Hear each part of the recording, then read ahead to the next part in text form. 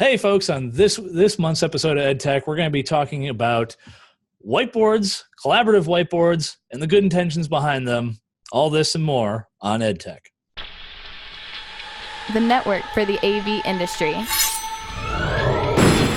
What are you listening to? This is AV. This is AVNation. This is AVNation. This is EdTech, episode 64, All Good Intentions.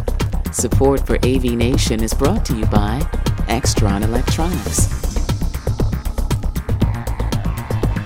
This is EdTech, the monthly higher ed tech podcast. I'm your host, Bill O'Donnell. This month, I'm joined by Mr. Jason Taylor from Drexel. How are you, sir? I'm good. How are you? Good. I'm also joined by Scott Tyner. How are you, sir? I'm doing great, Bill. Thanks for having me on again. Of course. And last but certainly not least, the Amos to my Andy, Mr. Ernie Bailey. How are you, sir? Bill, I'm doing great. That's good. So, a couple of the articles we're going to cover today. First one off the gate is through Commercial Integrator, and it is about how Almo Professional acquires Intenso. And in their case, they are going down the realm of doing content creation service. Now, a bunch of us end up doing digital signage from time to time. And, if you go through the article and everything, it does kind of get more into this realm of who do you get your digital signage, either both the hardware or the software. And then really it also then turns into who are you getting some of your content from? Because I won't lie, some of us have folks who are dedicated just to creating the content, to which I say good for them. If you're like me or a couple other folks, say at like Rutgers or some other schools, sometimes they actually farm out that content creation to, they're literally content creation services. And in this case, it kind of boils down into, do you go with a content creation service that's through your distributor, or do you go through the integrator, or do you just go to the third party and, hire a really scrappy MFA student and say, get going, I hope you know how to do Python, and get crack-a-lackin'. So, as I say, Scott, I'll start with you first on this one.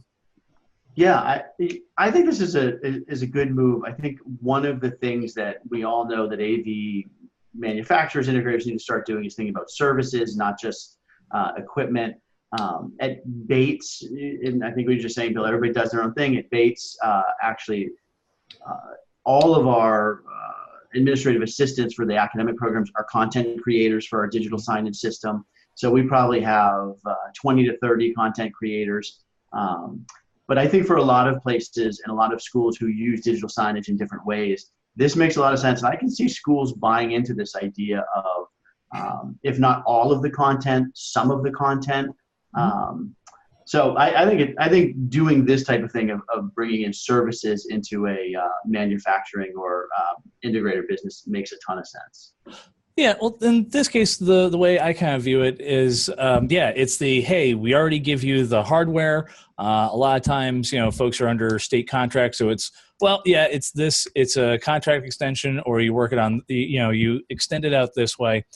And a lot of times, and I'm not diminishing anything or anything like that, a lot of times folks will look at digital signage and, they'll get things like, oh, we want it to look like this, and, oh, just get it out there. And a lot of times they just want it to work. So it kind of turns from, it's cool that you can have all this motion graphics and you can have, say an RSS feed at the bottom and everything else. But it's another thing to be the guy that has to go and say, okay, how do I get this to where folks pay attention? And a lot of times it does help if you have a service where they're like, oh yeah, no, we already know all the ins and outs and we know how long the content will play for that folks will pay attention to and everything. And, as I say, it's part of, if you add it on as just additional job duties, they'll go and say, okay, is it on a PowerPoint slide? Okay. There you go. Yeah. Well, Bill, I actually think that's a great point. So at many of our colleges, we have communications offices who may know very well different types of media, print media, web media. This is a completely different type of media. And if you're talking about an interactive display or trying to get impression counts off of something, I think that this is a place that helps. Yeah, it's one of those things. Your marketing folks are good people, but all of a sudden it's, hey, listen, we're going to set up a kiosk for the engineering department so we can show them all the cool robotic stuff and everything. Your marketing folks know how to reach out to the external people via maybe say email or maybe a YouTube video or something like that. But making, the actual, push the button here, they're going to go, I don't know, here's the video. It's just, here, just make it look cool. And it's nothing against them. It's marketing. That's their whole thing. But it then kind of turns on us, in which it's like, well, Bill, you already know how to do digital signage. I'm like, yeah, but I'm not, I know how to wire the GPIO stuff. That doesn't mean I know, how the, if you push this button, it goes to this and that. It's like, no, I will admit up front, I am a hardware guy, but if you told me, Bill, you have to make up an interactive sign, I'll go, cool. Here's some PowerPoint, here's some embedded video, and I'm pretty sure I can drag and drop an RSS feed. There you go. As I say, Ernie, how about yourself with all the funness going on? Well, we actually hired our own content creator, and we have a creative service department that oversees everything for the hospital and the school. They have all their rules and everything, and they had someone doing print and video and web, and they just added a content creator that had experience in digital signage. I don't know where they found this person, but they do a fairly decent job, I think. It's one of those things where it's kind of like getting on a bicycle. Like the initial kind of like push it's one of those like, I don't know what's going on. But then once it starts hitting a stride, it's like, okay, yeah, here we are. It's going, it's moving. It's because it's really kind of forming, you're essentially forming your own brand with it. Not that there's not already, certain branded colors and schemes and things like that, but I'll say this, certain with our own campus, the School of Performing, or not School of Performing Arts, but the College of Music, Arts, and Communications, the theater department, how they brand everything versus how they brand it over at the, in the fine arts building, two very different animals as to how they come across and how they deal with it. And that's within the same college. So it's kind of steering the Titanic. They put a stop to that on our campus several years ago, and there is one group that approves any branding. If you put our logo or our colors on anything, it has to be approved by them, even if it's just a bug in the corner of your PowerPoint. But they control what it looks like if it's being seen by anybody off campus. Oh yeah, my all-time favorite was many moons ago when I was far younger and dumber. Was we were actually installing AV for MetLife. Now, here's the fun part. Do you know that MetLife, when they were still doing stuff with Snoopy, well, two things. One, they actually do have a specifically branded MetLife blue as well as a MetLife font. Okay, fine. Well, we decided to be nice, and we're like, oh, here, we're going to put Snoopy on each of the touch panels. I believe one of the board members saw one of the panels and said, you have to remove those immediately. And I'm like, why? What's the big deal? Don't you guys already have a license for that? They're like, yes, we pay per license. The Schultz family, they're like, we have to pay for every time you have it on the screen and everything. I'm like, well, all right. Evidently, I made the Schultz family very happy with this one, but that was about at least 20 panels. So I was like, oh, oops. Oops. So it's one of those. Once again, you get into a license and branding and everything else. Jason, do you guys end up running the digital signage on your campus, or do you guys just throw? We do not. You don't? No, there is digital signage, and I believe it comes under student life. And it's lacking, honestly. There's not a whole lot of signage around. I can tell you the temperatures on the signs downstairs are about 30 degrees off. They say it's in the 50s right now. I don't know if it's set for Celsius, but So, I think that the content it's obviously managed in-house. So I kind of like the idea of outsourcing, having a company come in and say, hey, let's put all these more signs up and here's how we can run your content for you a little better. It is. It's because, Jason, just to give everyone a better idea of things, how big is the staff that you guys have for how many classrooms? My personal AV staff is I have 3 full-time people, not including myself, 2 co-ops, and about 130 plus classrooms. So yeah, we don't want to take on digital signage. We have our hands full. See, and I think that's what the advantage is that in our case we have 3 full-time folks, 1 satellite campus, and about 250 plus classrooms. And so if they said, Bill, you're going to handle digital signage, I'm kind of looking going, I'll handle the hardware. Yeah, I'll put the signs up. Yeah, but it's one of those things of, can we do it? Sure. Give me another body, because it's right. Balancing out job duties and everything else, because it's not that, as I say, believe me, it's not like we're all just kicking back in our offices and reading Reddit. It's really more of, okay, we have this project going on. We have downtime this time frame. We're looking at getting classrooms done then. And yeah, I actually really appreciate the fact that we're kind of getting into you can actually pick who your content creation service is. It's actually a beautiful thing.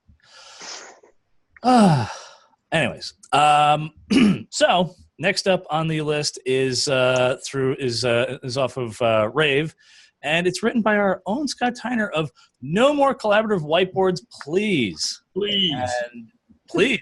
He's very nice about it. Please. That's all caps. If you go like internet speak is please. But anyway. I should have just done a hashtag, please. There might have been more. No, that's all right. See, I would have done hashtag sorry, not sorry. But anyway. Yeah, there you go. But if you go read through the article, both Google and Crestron have kind of come up with their it's a whiteboard capture system. And it's one of those things where, you know what, Scott, I'll let you, explain the article and everything, and then we'll get into the P's and Q's of it. All right, I'll try not to get on my high horse too much about this, because I think one of the great things about this show actually is that there's different people from different institutions, and we all have different cultures and do things different ways. So I remember back 12, 13 years ago when we started trying to do this with smart boards and symposiums, and it has just never caught on. Oh God, the symposiums. Yeah, anywhere we've tried to do it. And I finally got to the point where I say this in the article, where if I have to say to somebody, let me teach you how to use something that you've been using for 20 years without anybody teaching you, you've lost them right there. So that's part number one. I spoke a little bit about some of the issues I saw with the airboard, which I was actually initially excited about. But there's a delay, and there's a reason for the delay, and that's so you don't get the motion sickness and the like. But I think in the end, one of the things that really hits me is that I think these companies that produce these interactive whiteboards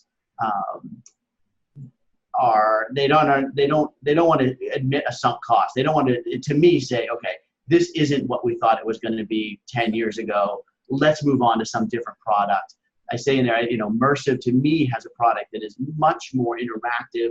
It's much more how students are bringing phones, tablets, computers into the classroom now. So for me to go into a place like Infocom and see a whiteboard after a digital whiteboard, it's like, show me something different, please.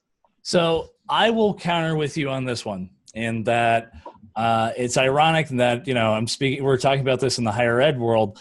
However, the place that I can see it's a weird, like, kind of, oh, here, we aimed it at you guys. And I'm like, you should aim it over this way, is actually in the pharmaceutical realm. Those folks, they live and die by whiteboards. I kid you not. I remember going into Novartis and a couple other places, and they still had, and this was very telling, they actually still had whiteboard capture systems. However, they had 2 models. One was you could record all the content that was being written, and it would record onto a 3 1/4 floppy, which I was kind of looked and I was like, How that's just impressive. And the other one was through a USB dongle. I'm still trying to figure out how they were able to shove that onto a 3 1/4 floppy, but that's another discussion. But the thing is that I can see the intent of where this was coming from, and that is we do have faculty members who I'm gonna just use as this. They're very seasoned. They're very much in the realm of don't move my cheese. And there are ones who are like, yeah, no, I teach by, writing out equations or writing out stuff on the whiteboard and everything. And you're right. I will definitely give you this in that if they have to go and do an extra couple of steps, or they have to if there's an easy record button, this would be awesome. If there was like oh gosh, see, I'm already formulating this in the back of my head. If there was a way where you had like a little GPIO button and you literally just it said like record, and you went just, slapped it on the wall, and there you go. That would probably make a lot of folks really happy. You'd also have to script it to where it just, records straight to the desktop or something. But I think that's where Google and Crestron kind of reached out, was that you have some of these faculty members who are like, yeah, no, I do this stuff on a chalkboard, or I also do stuff on a whiteboard, and that's just how I teach. I can also see like music department folks doing this. But the one of the things I found out about the Crestron whiteboard or the Airboard, was the fact that it only covers a 4 foot by 6 foot imprint. So, if you try to do this in a big auditorium, you're going to have a couple, or you're going to have to build out some blocking to where folks are going to look and say, are we doing like gymnastics in here, or what's going on? So it's a good, I would say this, there's good intent behind it. But the road to heck is paved with good intentions. So there are some things I think need to kind of go back into the oven and everything. That's just my little bit. And ironically, how I'm going to take myself off the soapbox. And Ernie, Jason, either of your opinions on this one? Well, I'll go. For years, like Scott, we've had people say, let me come show you our whiteboard, and I'll bring faculty in, and they'll all look at it and they'll say, that's neat. But then when they start showing how to use it, it's not intuitive. It's not something they can pick up. They don't want to spend time learning how to use the teaching tools. And I've always advocated against that. You need to have something that's very simple, intuitive, that instructors can use. They should be thinking about what they're teaching, not how to use the technology. I've never had an instructor, after we show them one of these whiteboards, say, I'll go to the provost for you and tell them we need 3 of these. No one wants to back up the funding. They got other things they'd rather see money spent on.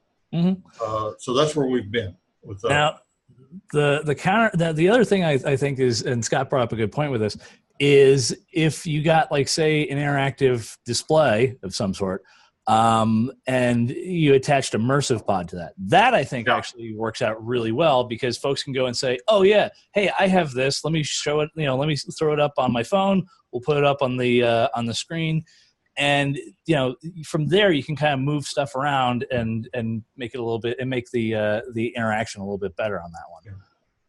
But that's just, as I say, that once again, that's my soapbox. I'm gonna get right back off. Yeah. As I say, Jason, if you guys, all right, I'll ask up front. Do you guys still have symposiums or smart boards? Which might add, smart's not even in the whiteboard making business. They exist and do not get used beyond, just PowerPoint presentation projection. There is a product out there that I like. The Samsung Flip is a pretty intuitive whiteboard. Mm-hmm. The problem is that the current iteration doesn't have an output, so it's not very useful in a classroom setting. It was basically designed for a conference room setting. And I think everyone they've given it to has said, you need an HDMI out on this thing if you want it to be useful. So I think that will come. But it's a pretty intuitive, it's got a pen you write on, you flip it over, it's a highlighter, you use the back of your hand to erase it. You can scroll through pages. So even if you're not trying to save anything, you're not trying to do anything other than what a normal whiteboard does, it does that, without somebody telling you how to do it. You can literally pick up the little pen and start writing on it. Fair enough. That's the only one that I've seen that I'm like, oh, this works well. Everything else it's too much. How do I do this? True. Like I said, a lot of times with our faculty, there does kind of turn into this, hey, look at all the cool toys we have for you. And Scott kind of hit the nail on the head. And that is, you can, listen, we can make, $1 million Ferrari style classrooms and everything. But if the folks, if folks don't know how to drive stick, well, it's now essentially $1 million paper. Right. Yeah. Like I said, it's one of those things of, like I said, the intent was there. It's a good intent. The other thing that I actually found out about at least about the Airboard, is that they're like, oh yeah, here, we can save it to the cloud or your own, they're like, or, you can have just an HDMI output. And I'm going, well, then it just turns into a document camera. And they're like, well, no. And I'm like, no, it's exactly what a document camera is. But let's put it this way. It's one of those things where, once again, good intention. I think it needs to kind of go back into the oven for a little bit is what I'm going to say on that one. Well, and I would say too, Bill, I think that I could imagine this being used in some corporate boardrooms. We've thought about it in some conference rooms here at Bates, and as I said, it has never taken off at Bates, but I think there's a place for it. Mm-hmm. My campus just isn't that place. I will say this. A perfect example is this. In our own library, the folks who run the curriculum materials, and so that's they get the curriculum development stuff for the College of Education. So you're K through 12 folks, and they go, yeah, hey Bill, we want a smart board, and I'm like, no, sorry, but they have it in K through 12, so we need to have it. I'm like, you're not going. I was like, it's going to be cool for about 10 minutes, and then you're not going to use it. Well, they eventually got money. Then I spec'd it out. Then they cried poverty, so I had to go and get. I think it was like a J board or something like that. It was very off-brand. And I'm going, all right, here you go, and you put it together, and they went, oh, I don't know how to use it. I'm like, you just asked for that. I'm like, so now I had to go and learn how to use this thing. Did the train the trainer bit, and they're like, oh, yeah, no, we didn't want that. I'm like, and let's put it this way. It's one of those things where folks look and go and say, it's cool. I look at it all and I go and say, okay, show me a case use application. Show me, like, Scott, you're dead right about this. And that is, show me where folks can go and say, oh yeah, no, I know how to use it and everything. Oh yeah, here, I'll show you. But they have to be they have to be like a faculty member or an instructor. Yes. Or I'll you know what? I'll go to the nth degree and say, you know what? Just show me a part-time adjunct that's cool with this. If they're good with it, then it's like, all right, cool. But don't tell me like, oh no, it's great. Oh, you just have to do this and then this. And I'm like, our faculty a lot of times. This is one of the big things, and Ernie and I and Scott, we all kind of chatted about this. We try to standardize our rooms as much as possible. That way, when the faculty, a lot of times the registrar will shove them in a room because they tend to look at classrooms almost like airplanes, in which they go and say, what's the seating capacity? Okay, cool. We're putting them in there. And we try to standardize this stuff so that it makes sense for them. If we suddenly start adding, kind of one-offs, the faculty will either really like it and all fight for it, which is always great. Or B, they're going to look and say, yeah, I have no idea what this thing does. If I was in a car, I'd imagine that was the ejector seat, and I'm not touching that. No, it's true. All right. I will round this all up with this one. We designed a classroom that had a wireless touch panel dock. And if you held the finger on the button for the panel for like a good 5 minutes or 5 seconds, 5 minutes, wow, 5 seconds. If you held it on there, the dock would pop off. The panel would pop off the dock. Well, we had a couple of faculty members like, it doesn't work. And I'm like, yeah, it does. I was like, if you want, I'll even put it for immediate. And we did. And it turned out the faculty actually used their pinky. And it turns out the little Crestron panel, that's not enough of a footprint for it to recognize as a button press, so it wouldn't do anything. And so we're like, use your thumb. When we use the thumb, they're like, oh yeah. They're like, wait, what's that supposed to mean? I'm like, that means you have small hands. I mean, but it's one of those things of just, it's like, oh, good idea. Then it's like, you know what? You actually got to let the gorilla test the Samsonite luggage from time to time. Yes, that's right. That was a horrible analogy, but you all know what I meant, folks. Anyways, that's about all the time we have for this month. Scott, where can the fine folks find you online? I'm on Twitter at @STeiner, and I'm also on LinkedIn. Okay. Jason, where can they find you? This drexel.edu. Okay, fair enough. Mr. Ernie? Find me on LinkedIn. All right, there we go. That's all the time we have. We will see you guys next month. And remember, you are listening to EdTech on AVNation.